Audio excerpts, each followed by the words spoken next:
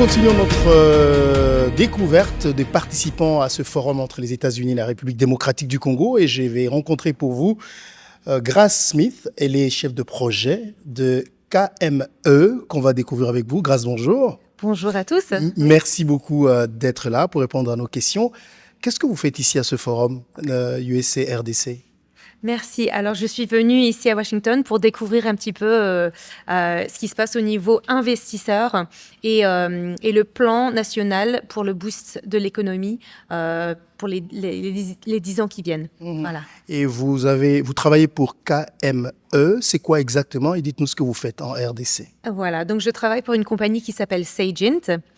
Et nous créons la collaboration de la Kinshasa Mercantile Exchange, qui est une bourse de matières premières.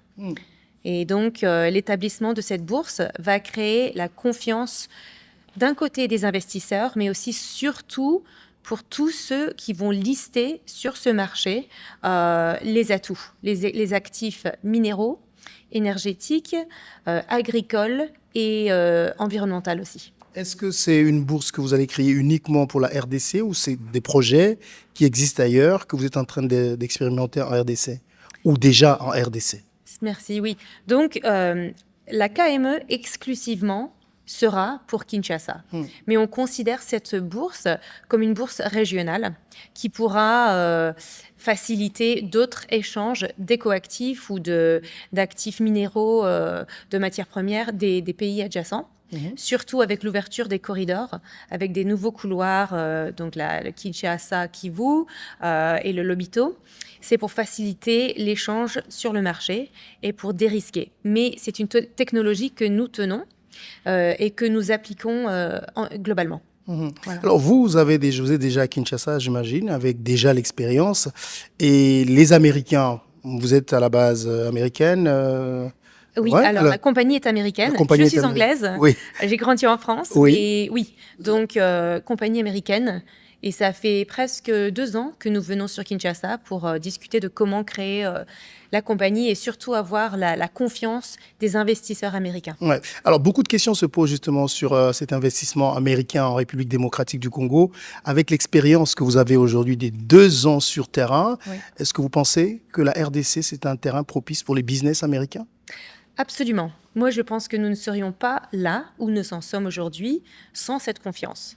Je pense que c'est un voyage progressif, mais la confiance grandit quand il y a plus de traçabilité, de transparence, de digitalisation et toute la technologie et la numérique qui est en train de se développer donne des preuves concrètes pour les investisseurs et ceux qui vont lister les atouts sur le marché. Pour que les investisseurs internationaux, par exemple, qui seraient intéressés dans le marché carbone du CDM pour acheter des écoactifs, comme les crédits carbone, comment pourraient-ils être sûrs que les développeurs de projets font ce qu'ils sont en train de dire ?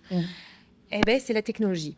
Donc, c'est la MRV, le processus de mesurer avec des datas géo-informatiques, satellites, 24 heures 24. Ok. Alors, vous avez aujourd'hui suivi certains participants à ces forums. Est-ce qu'il y a un discours, un message qui vous a particulièrement touché ou motivé pour ce que vous faites en RDC ? Alors, je pense que oui.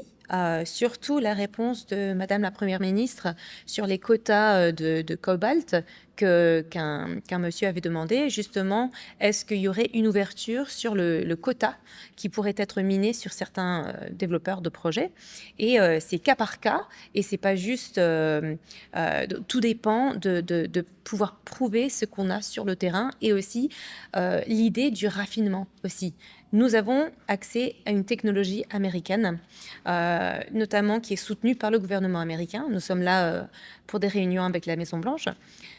Cette technologie pourrait amener un raffinement de matières premières et de minéraux en RDC, et pas non plus devoir aller en Chine. Et ce que le reste du monde ne sait pas souvent, c'est que même s'il y a une dépendance ou peut-être une volonté d'indépendance américaine de pouvoir faire un trade des minéraux directement de la RDC, ce qui serait super, ils ont quand même une dépendance sur la Chine pour le raffinement. Donc comment arrêter ça? Et ça va donner beaucoup plus de valeur en RDC. Alors, au marché congolais. ouais, au marché congolais. Donc, ce que vous êtes en train de faire, si j'ai compris, corrigez-moi si je n'ai pas compris, ce qui peut arriver, vous travaillez plus pour rassurer les entreprises américaines ou congolaises aussi? Ah, les deux, vraiment les deux, parce que donc nous sommes agnostiques au listeur et à l'investisseur. Ok. Nous encourageons vraiment les investisseurs congolais, par exemple la Robank, Citibank, même le gouverneur de la Banque centrale, avec qui nous avons commencé des engagements. Mais aussi, il faut absolument une volonté d'une confiance internationale.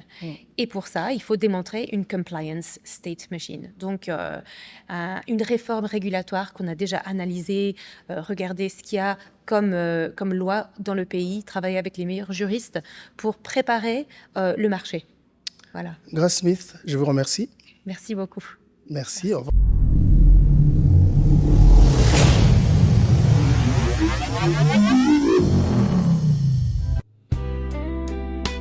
Au cœur de la ville de Kolwezi, un lieu hors du tumulte.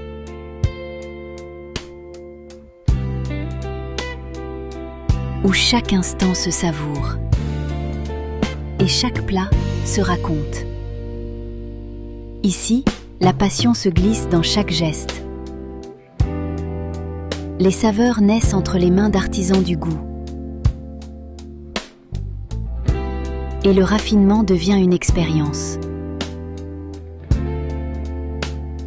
Un cocktail, une note de musique, un regard complice. La Villa Maëlle, c'est plus qu'un restaurant.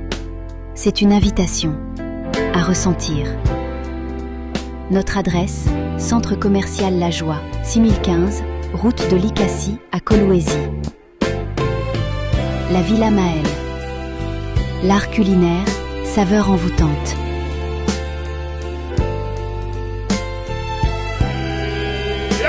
We